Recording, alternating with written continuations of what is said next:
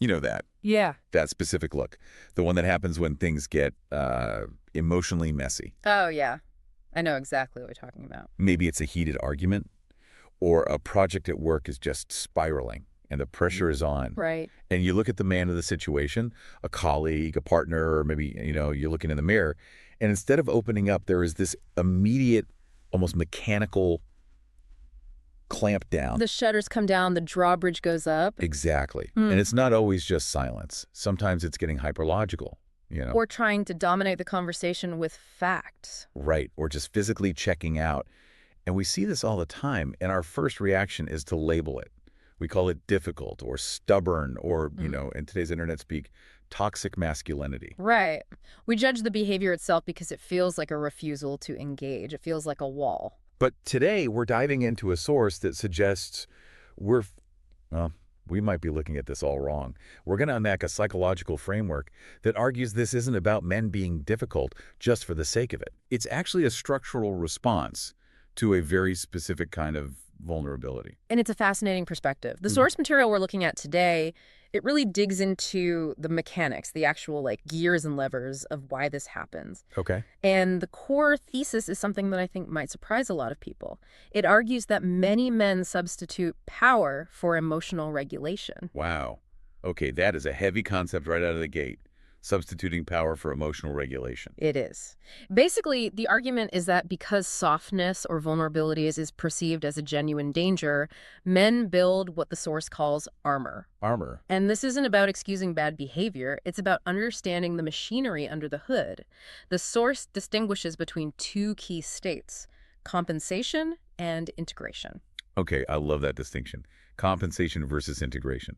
So our mission for this deep dive is to move away from the blame game, which, let's be honest, that doesn't really solve anything. And just look at the schematic. Right. Why is the armor there? What is it costing the man wearing it? Yeah. And what happens when you finally take it off? Well, to understand the armor, you first have to understand what it's protecting. And that brings us to the first big point in our source material, which is a comparison between men and women in relational domains. Okay, now, hold on. We need to pause right there because that sounds a little controversial. I get it. I mean, if you're a guy listening to this, you hold down a high-pressure job, you manage a team, you pay the mortgage, being told you're less resilient in relationships, it sounds like a polite way of saying you're weak. Completely fair. And the source anticipates that reaction. It's not talking about resilience in terms of grit or the ability to endure physical pain or workload. Okay. Men are fantastic at enduring pain. It's talking about the resilience to handle ambiguity. Ambiguity. Okay, give me a concrete example so we aren't just floating in theory. Okay, picture a chaotic family dinner. Kids are screaming, your spouse is stressed, the oven timer's going off, and there's this underlying tension about an argument from last night that wasn't fully resolved. My blood pressure's going up just hearing that description. Right. So the source argues that generally, and we're talking averages here, of course, women possess a higher baseline capacity to just hold that chaos. To hold it. They can track the emotional temperature of the room, manage the logistics, and function within the mess. That's relational resilience. Yeah. They can sit with the contradiction of, loving you but being mad at you while also feeding the toddler. And the male baseline in that scenario. The male baseline, according to this framework, often interprets that emotional chaos not as context, but as a problem to be solved. And if it can't be solved immediately, if he can't fix the crying child or fix his wife's mood, it registers as a threat. It's a signal failure. Exactly. It triggers a cortisol spike that says order has been lost. Restore order or escape. So it's not that he can't handle it intellectually. It's that his nervous system is flagging the emotional mess as a very specific type of danger. Yes. The source calls this a structural sensitivity to emotional exposure, and it uses this fascinating phrase, the inability to sit with internal contradiction. So if I feel two opposing things, or if the situation is ambiguous, I don't just feel uncomfortable. It'd feel unsafe. Which explains the conditioning part of the text, too. It says men are taught early on that softness equals danger. That is a message reinforced from day one. Don't cry. Toughen up. Right. The source puts it so starkly. Men are taught that asking for care risks humiliation, and that vulnerability invites a loss of status. Well, if you genuinely believe that asking for help or admitting you're overwhelmed leads to humiliation, then yeah, your body's absolutely going to treat that family dinner like a saber-toothed tiger. Exactly. It creates a survival instinct. And if softness is the threat, then you need a defense against it. And this is where we get into that idea of compensation. Okay, this is section 2 of our breakdown, the mechanism of compensation. And I want to slow down on this internal translation part because I think this is the key insight. It's huge. The source claims men don't feel the weakness. They feel the need for control. Walk us through the microseconds of that. Okay, let's take a workplace scenario. A man presents a project he's worked on for months. His boss says, "This data looks shaky, and I'm not sure you thought this through." Ouch. Okay. Step 1, the stimulus. Step 1 is the hit. The actual emotion is probably shame, fear of incompetence, rejection, a flash of, "I am not enough." Vulnerability? Pure vulnerability. But, and this is the absolute key, the source says that for many men, that feeling is structurally unbearable. It's like touching a hot stove. So it's an immediate reflex. An immediate reflex. Before that thought, "I feel ashamed," can even fully form in the conscious brain, the armor circuitry intercepts it. The override switch flips. Instantly. The system translates "I feel shame" into "this boss doesn't understand the data," or "I need to dominate this conversation to prove I'm right." So the feeling is converted into an action plan. Yes. "I'm hurt" becomes "I'm angry," or "I'm scared" becomes "I'm rigid." That is compensation. Precisely. You are compensating for the inability to process the emotion by exerting power over the environment. If I can win the argument, I don't have to feel the shame. Which is why the armor is built out of things like logic, rules, and hierarchy. Right. Because those are things you can win at. You can't win a feeling, but you can win a debate on the facts. So the armor is designed to drag the interaction onto a battlefield where the man feels competent. Don't talk to me about your tone. Look at the spreadsheet. That's armor. That is classic armor. It creates distance. The source says the whole goal of the armor is to reduce emotional range to avoid overwhelm.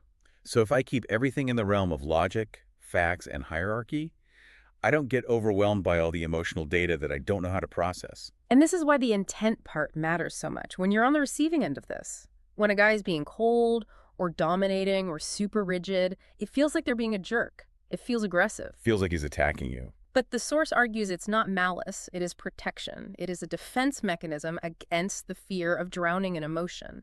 When emotional regulation is underdeveloped, meaning I don't know how to soothe myself, power becomes the substitute. I can't regulate myself, so I will try to regulate the world around me. That is a profound distinction. I can't regulate myself, so I will regulate the world around me. Yeah. That's the armor. But here's the catch, and this is where it gets really fascinating. The source argues this strategy actually backfires. This is the paradox of unintegrated strength. Right. We usually look at that guy, the one who argues the facts, never cries, is always in control.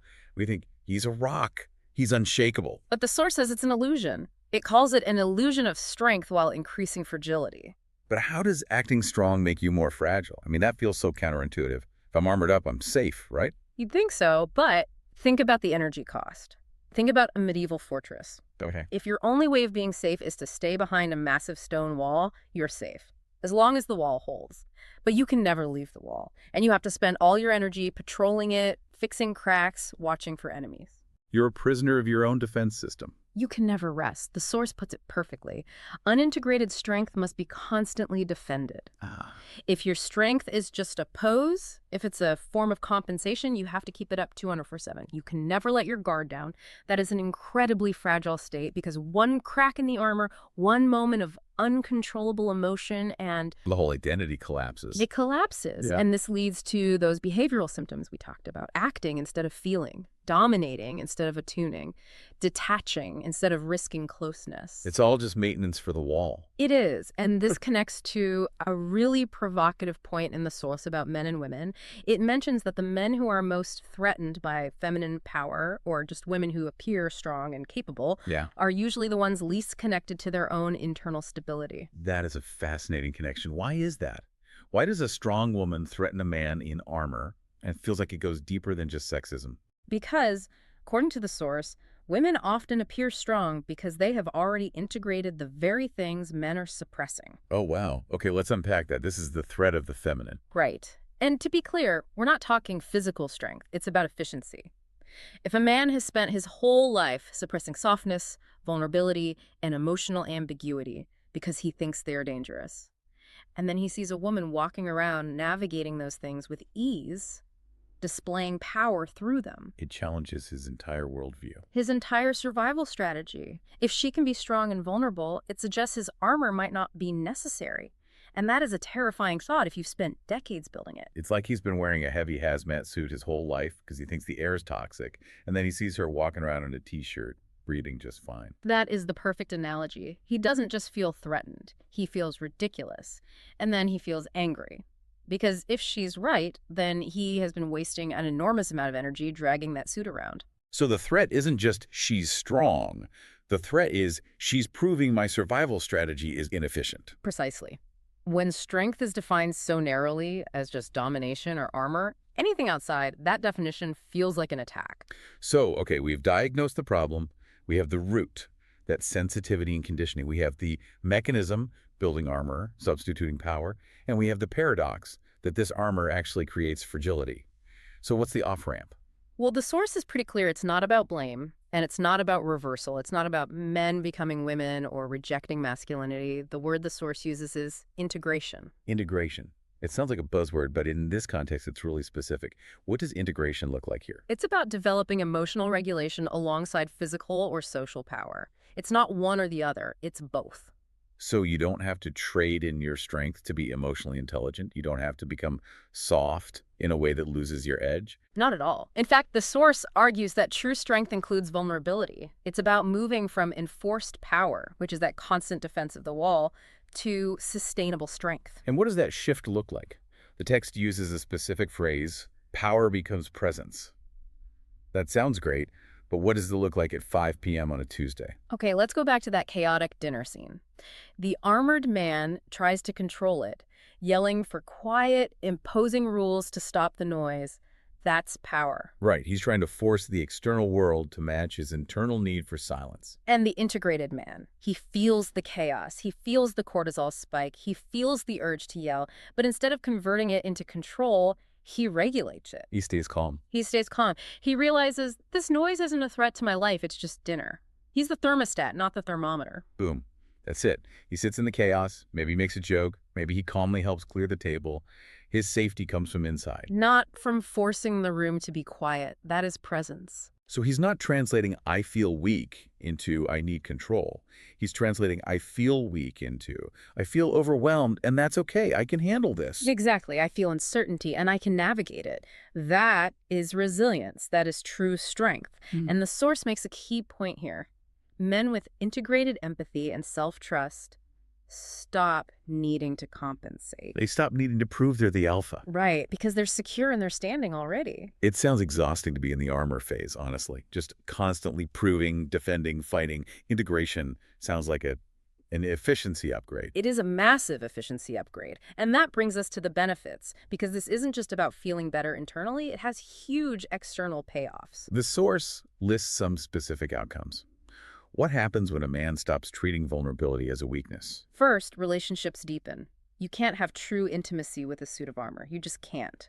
When the armor comes off, connection is actually possible. Makes sense. You can't hug a knight in full plate mail. Exactly. Second, defensiveness decreases.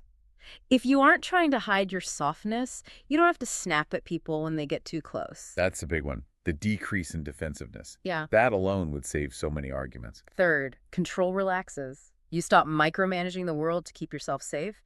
And finally, confidence stabilizes. Stabilizes, I like that word. It's not that spiky, high-low confidence of narcissism or bravado. Yeah. It's stable. It's consistent because it's not based on external validation or dominance. It's based on internal self-trust. And there's one more benefit the source mentions that I think is just profound. Yeah. The end of comparison. The comparison itself dissolves. Yeah, that really stuck out to me. What does that mean in this context? Well, when strength is something you have to hoard and defend, that fortress mentality, you are always comparing your wall to everyone else's. Is he stronger than me? Is she smarter than me? It's a zero-sum game. You're constantly scanning the horizon for someone who might have a bigger wall. Exactly. But when strength is shared, when it's integrated, You realize that someone else's strength doesn't diminish yours. Right. Just because my partner is strong and capable doesn't mean I am weak. It takes the competition out of connection. Real strength doesn't compete with vulnerability. It includes it. And when you realize that, the need to compare yourself to men, to women, to anyone, it just fades away. Because you're not competing for safety anymore. You're already safe. Exactly. And that frees up an enormous amount of bandwidth to actually build things, love people, do your work. It really paints a picture of a much healthier and, frankly, a much more effective way to exist. I think it's important we circle back to the beginning. We started with that image of the man clamming up or dominating. And now we can see that behavior not as a character flaw, but as a frantic attempt to create safety. It's a structural response to fear, but it's a response that ultimately fails. It promises safety, but delivers fragility. So the journey is from armor to presence, from fear-based control to integrated strength. And the takeaway for everyone listening, whether you identify as a man or you love one or work with one, is that this matters for the collective. The source ends by saying that communities and societies function best when strength is shared, not defended. We waste so much energy descending our walls. So much. And imagine if that energy was repurposed. That's the big question, isn't it? It is. Well, we have unpacked a lot of psychology today. We've gone from the root causes of this sensitivity to the construction of the armor and finally to the path of integration. It's a heavy topic, but hopefully one that sheds a lot of light. I think it's about changing the definition of strength. That's really the bottom line. I want to leave you with a thought to mull over, something that really struck me while we were prepping this deep dive. We talked about how unintegrated strength must be constantly defended. Just think about the sheer amount of calories, the mental bandwidth, the emotional energy that goes into that defense. So, here's the question. If we stop viewing softness as the opposite of strength, and instead view it as an essential component of it, how much energy would be saved? What could we build, create, or solve with all that energy that is currently wasted on just keeping the armor up? That is the question. Something to think about. Thanks for diving in with us. Always a pleasure. We'll see you on the next deep dive. Stay curious.